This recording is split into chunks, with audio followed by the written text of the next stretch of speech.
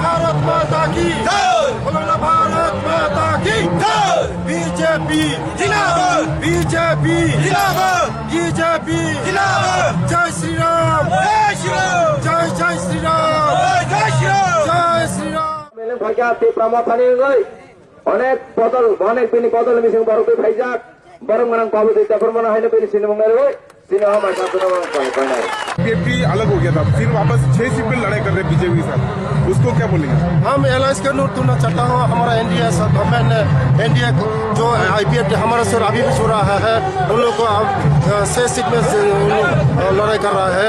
आगे भी हमारा जो गठबंधन रहेंगे, हम लोग अभी भी तुलना नहीं चाहते हैं, एलायंस रहेंगे। पहाड़ में जो अभी पहाड़ में हमारा सिर्फ मोदी जी है, मोदी जी के बारे में और कोई नहीं है। मोदी जी है तो मुमकिन है।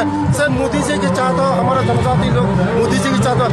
आज गाँव में शहर में सिर्फ मोदी जी सिर्फ बांटा दे रहा हूँ, सिर्फ मोदी जी के चाह रहा हूँ।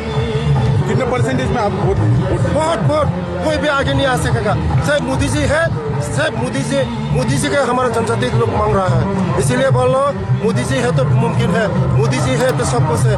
मोदी जी है तो रास्ता होगा, पानी होगा, घर होगा, बिजली होगा, खाना पीना सब व्यवस्था होगा, सुव्यवस्था होगा।